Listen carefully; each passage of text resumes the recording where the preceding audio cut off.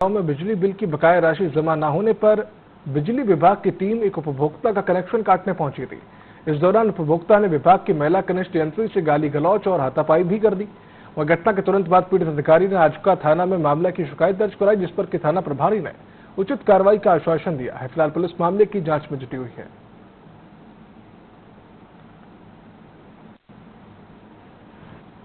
की तरह वसूली कार्य हेतु हम लोग अपने फील्ड में निकले थे। अपने स्टाफ के साथ मैं गई थी अपने सरकारी वाहन में। तो इसी दौरान में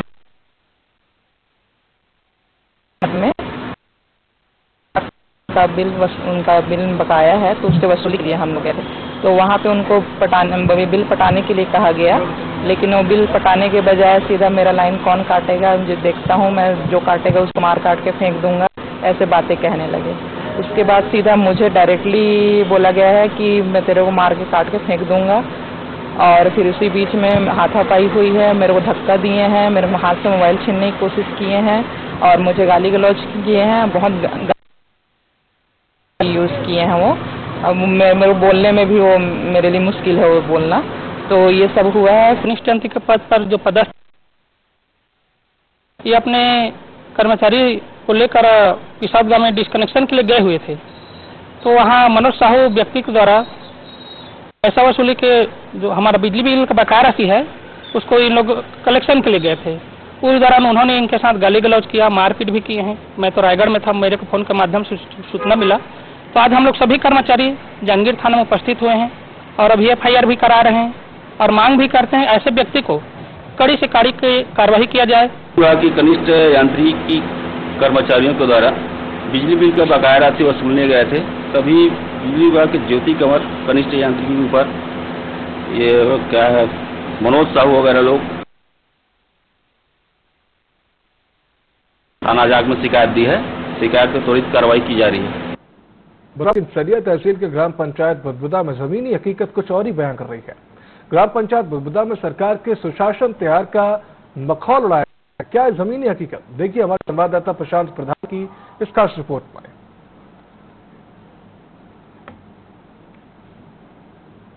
हम अभी खड़े हैं सरिया तहसील बुदबुदा ग्राम पंचायत में, जहां पर ग्रामीणों को इसकी जानकारी भी नहीं है और उनको पता भी नहीं है कि सुशासन त्योहार क्या है। हम जानना चाहेंगे कि आम ग्रामीण क्या कहते हैं। क्या आपको जानकारी है अभी जो योजना चल रही है, सुशासन त्योहार जो चलाया जा रहा है? मुख्यमंत्री के द्वारा जो सुशासन त्योहार आप बता रहे चला जा रही है, इसके बारे में कोई जानकारी नहीं है।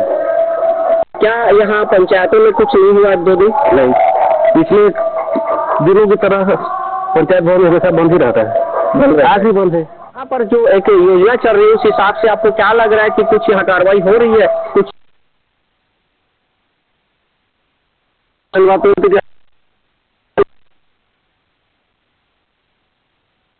हमारे को सूचित किया जा रहा है। कुछ यहाँ मुनादी वगैरह कराई है और अपना जो समस्या सरकार के नियम के अनुसार वो हम लोग जमा करते प्रदान करते हैं। और खुद मेंबर लोग भी हैं, तो मेंबर को भी जानकारी नहीं है। अधिकारी आ गए कुछ यहाँ देखे और फिर यहाँ सरपंच नहीं है। क्या कोई पेटी रखी गई है पंचायत में? पेटी वेटी कुछ नहीं है यहाँ।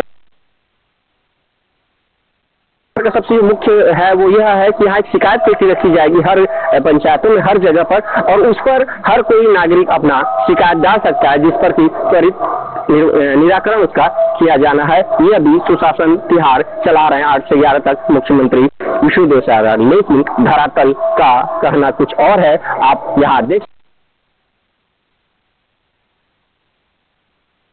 और मैं प्रशांत प्रधान, TV 24 सारंगढ़। तो कोरबा में पानी नहीं आने की समस्या को लेकर PHE विभाग के अधिकारियों से जानने TV 24 संवाददाता 3 दिनों से लगातार फोन के माध्यम से संपर्क कर रहे थे, लेकिन आज तक अधिकारी फोन उठाने में असमर्थ हैं और ना ही कोई जवाब दे पा रहे हैं।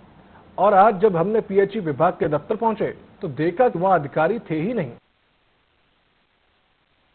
पूरी चीज का जायजा लिया है।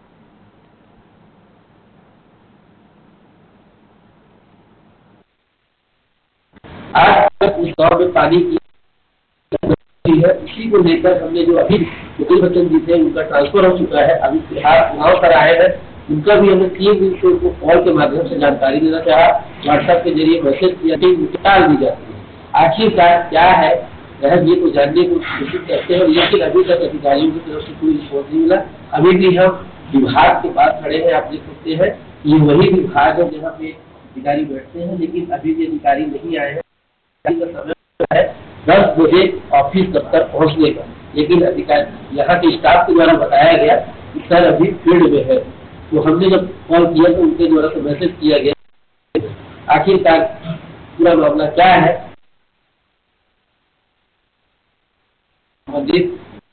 जवाब देगा, क्योंकि जनता की कोरबा की जनता पानी के लिए टीवी 24 कोरबा से अजय तिवारी।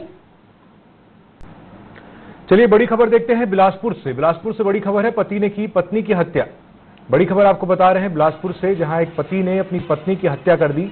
हत्या के बाद खुद भी फांसी लगाकर पति ने भी जान दे दी। कमरे में मिला महिला का शव, फंदे में लटका था पति।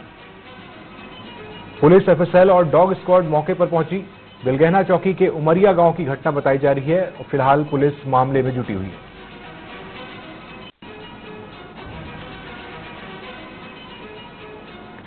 तो बड़ी खबर आपको बता रहे हैं, जहां एक पति ने अपनी पत्नी की हत्या कर खुद भी आत्महत्या कर ली। पत्नी को मारने के बाद पति फांसी पर झूल गया। उमरिया गांव की घटना बताई जा रही है और फिलहाल पुलिस इस मामले में जांच में जुटी है। पुलिस की टीम, एफएसएल और डॉग स्क्वाड मौके पर पहुंचे।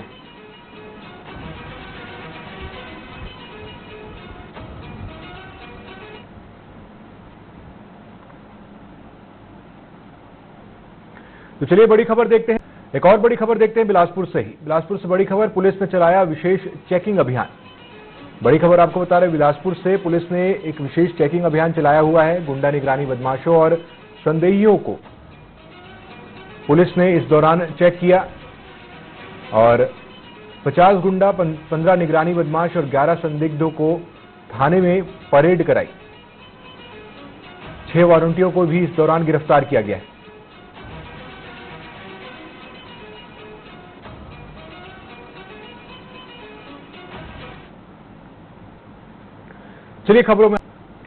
चलिए बड़ी खबर देखते हैं बिलासपुर से बड़ी खबर है, राज्यपाल रामेन डेका का दौरा कार्यक्रम। बड़ी खबर आपको बता रहे हैं, बिलासपुर से राज्यपाल रामेन डेका बिलासपुर के दौरे पर रहेंगे। बिलासपुर में आयोजित स्थानीय कार्यक्रम में वे शामिल होंगे। लखीराम अग्रवाल स्मृति ऑडिटोरियम में यह कार्यक्रम आयोजित किया गया है, जिसमें राज्यपाल शामिल होंगे। 10 अप्रैल को सुबह 10:30 बजे रायपुर के लिए रवाना होंगे। तो 10 अप्रैल को वापस रायपुर लौटेंगे राज्यपाल और आज वे बिलासपुर दौरे पर रहेंगे।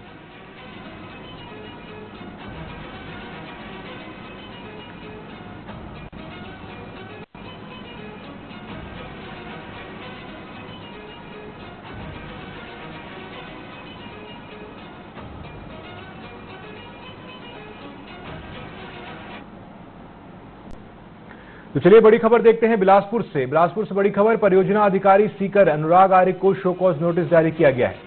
बड़ी खबर आपको बता रहे बिलासपुर से, जहां परियोजना अधिकारी सीकर अनुराग आर्य को शो कॉज नोटिस दिया गया है। शो कॉज नोटिस जारी किया गया है उन्हें और सुशासन तिहार में ड्यूटी से नदारत रहने पर यह नोटिस उन्हें दिया गया है। कलेक्टर ने लापरवाही मानी उनकी नदारत रहने को और इसके बाद कलेक्टर ने उन्हें नोटिस जारी किया है। साथ ही जवाब नहीं देने पर एक पक्षी कार्रवाई की चेतावनी भी दी गई है।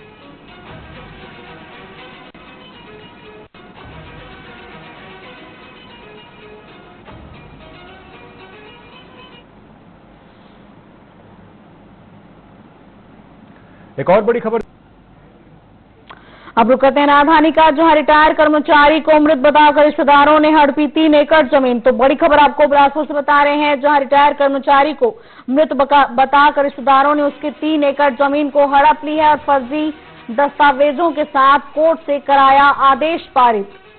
तो फर्जी दस्तावेजों के साथ कोर्ट से आदेश भी पारित करा लिया और रिटायर्ड कर्मी की 3 एकड़ जमीन को हड़प लिया। बता दें कि शिकायत के बाद रिश्तेदारों के खिलाफ मामला दर्ज कर लिया गया है और सिरगिट्टी थाना क्षेत्र के बसिया गांव का ये मामला बताया जा रहा है। फिलहाल पुलिस आगे की कार्रवाई में जुटी है।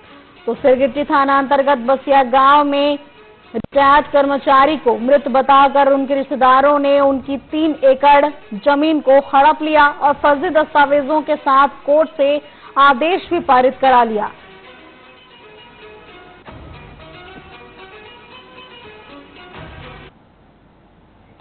चलिए रुक लेते हैं खबरों की ओर, जहां राज्य बटालियन के बम निरोधक दल का जवान घायल हो गया।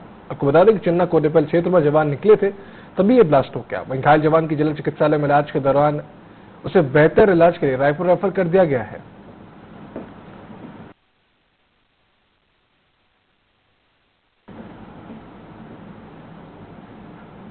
तो छत्तीसगढ़ में स्वागत है आप सभी का न्यूज 8 की इस बुलेटिन में। मेरा नाम है सिद्धांत त्रिपाठी। शुरुआत करते एक बड़ी खबर के साथ, जो कि छत्तीसगढ़ के सुकमा से है। सुकमा से एक बड़ी खबर, जहां छत्तीसगढ़ में बैकफुट पर नक्सली आ चुके हैं। बात कर रहे हैं सुकमा की, जहां पर नक्सलियों ने एक प्रेस नोट जारी किया है, जिसमें कि सीज फायर और शांति वार्ता की अपील की गई है। नक्सलियों ने जारी किया एक और प्रेस नोट, जिसमें कि सीज फायर और शांति वार्ता की अपील की गई है। बात कर रहे हैं सुकमा की, जहां पर नक्सलियों ने एक नोट प्रेस जारी करते हुए सीज फायर और शांति वार्ता की अपील की है। अनुकूल माहौल के लिए कगार अभियान को रोकना जरूरी, ऐसा कहना है नक्सलियों के प्रेस नोट का, जिसमें उन्होंने सीज फायर और शांति वार्ता की अपील की है। उन्होंने लिखा है कि अनुकूल माहौल के लिए कगार अभियान को रोकना बेहद जरूरी है। आपको बता दें कि छत्तीसगढ़ में लगातार नक्सल सफाई अभियान चल रहा है। इसी के चलते लगातार मुठभेड़ की खबर सामने आती है, जिसमें कि कई नक्सलियों के मारे जाने की खबरें लगातार आ रही हैं।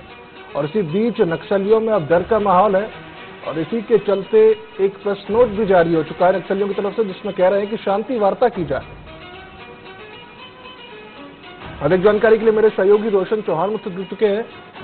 रोहन, लगातार माफ कीजिएगा रोशन, लगातार आप देख रहे हैं कि नक्सली बैकफुट पर जा रहे हैं, क्योंकि इससे पहले गृह मंत्री का भी दौरा हो चुका है बस्तर में।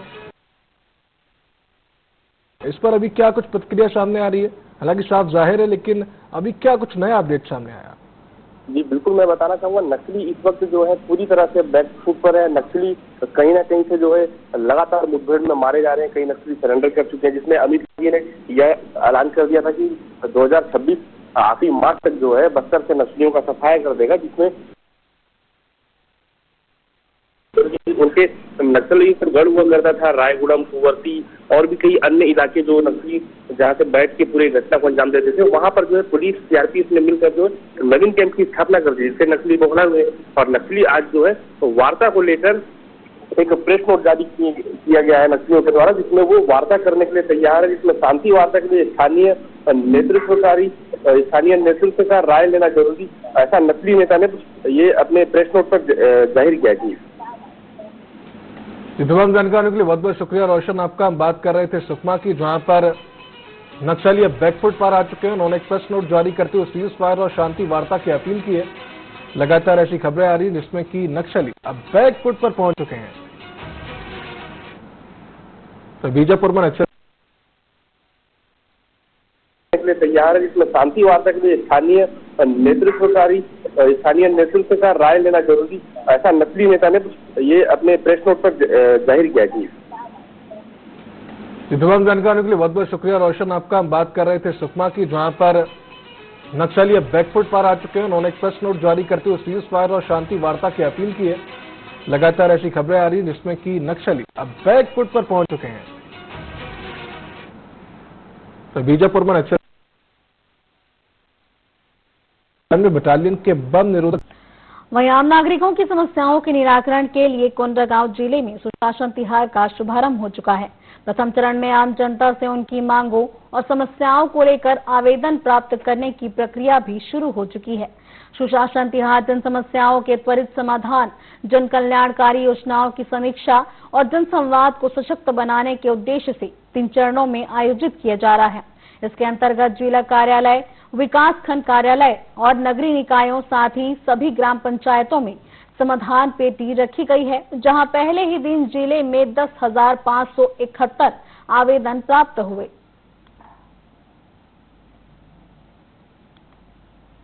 आज हम कोंडागांव के ग्राम चलका में आए हुए हैं। राज्य सरकार की योजना सुशासन द्वार के अंतर्गत, जिसमें यहाँ पे लगाया गया शिविर हम जानेंगे कि शिविर में किस प्रकार की समस्याएं आ रही हैं या किस प्रकार के आवेदन को लिया जा रहा है या किस प्रकार के ग्रामीण अपना उत्साह दिखा रहे हैं। हमारे साथ यहाँ पे शिविर में मौजूद हैं अधिकारी, हम उनसे बात करेंगे। आइए हम उनसे बात करते हैं, बताते हैं। सर, अपना नाम परिचय देंगे? मेरा नाम राकेश कुमार चांडक है। मैं कोऑपरेटिव डिपार्टमेंट से सीनियर कोऑपरेटिव इंस्पेक्टर। शासन द्वारा, कलेक्टर महोदय द्वारा अभी ग्राम पंचायत चलका में नोडल अधिकारी जो छत्तीसगढ़ शासन के सुशासन तिहार 2025 का आयोजन किया जा रहा है, उसमें मुझे ग्राम पंचायत चलका में नोडल अधिकारी नियुक्त किया गया है। जी, गांव की जो समस्या आ रही है उस पर ग्रामीण कितना उत्साह दिखा रहे हैं? अभी जब से मैं यहाँ पर आया हूँ और सेटअप वगैरह पूरा तैयार है शासन द्वारा दिए गए दिशा निर्देशों अनुसार, लेकिन अभी ग्रामीण में इक्का दुक्का ही ग्रामीण यहाँ पर उपस्थित हुए हैं और उनसे चर्चा करने पर यह बताया गया कि कुछ देर में ग्रामीण जो है अपनी समस्याएं लेकर यहाँ आएंगे आवेदन के रूप में, मांग या शिकायत के रूप में। पुल भी बना हुआ है, तो इसमें कितना वो करेंगे कि शासन तुरंत आपकी मांग को पूरी करे? हाँ, हमारा मांग जो बात वहाँ तक पहुँच रही है, हमारा बात को सुनकर हमारा शासन को अवगत कर रहे हैं तो बनाए।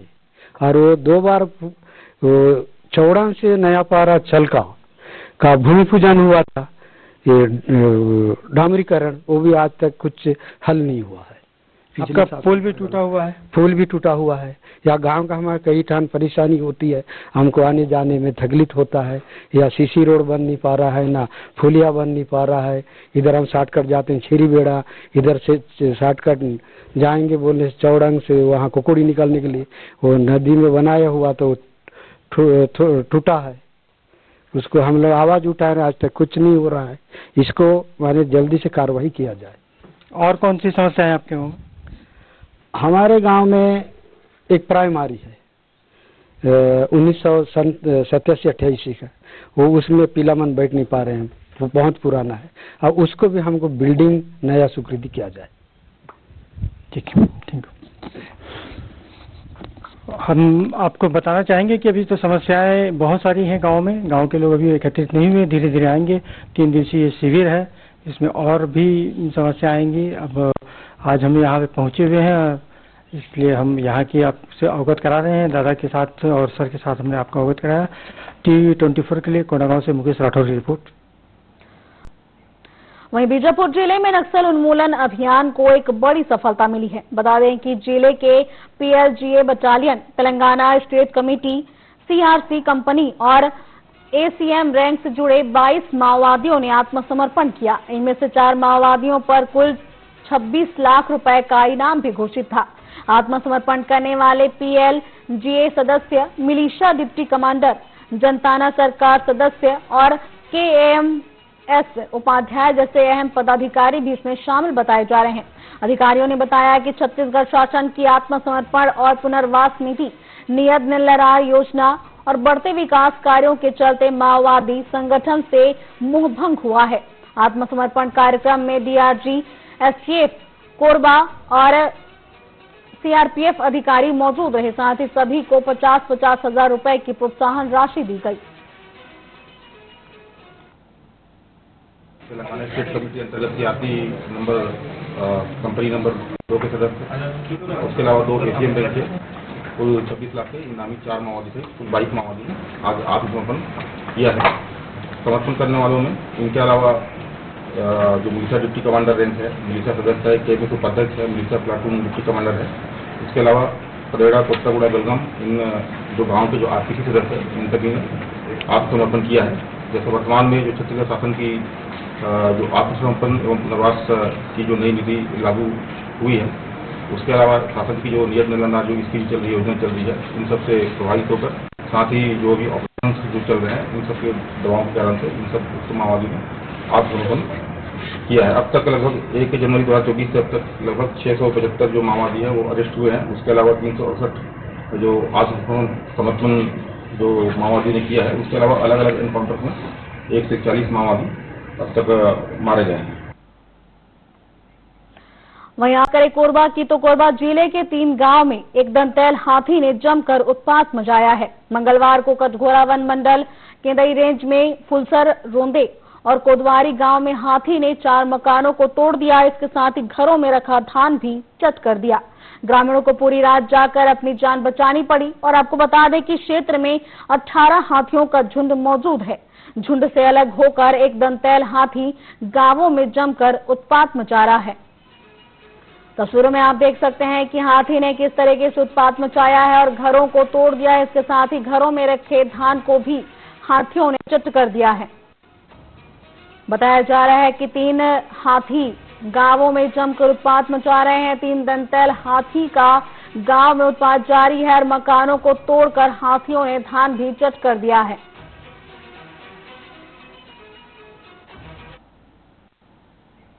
वहीं बीजापुर जिले में आगे रुक करते हैं राजधानी बिलासपुर का, जहां फर्जी डॉक्टर नरेंद्र जॉन के मामले में कांग्रेस ने मोर्चा खोल दिया है।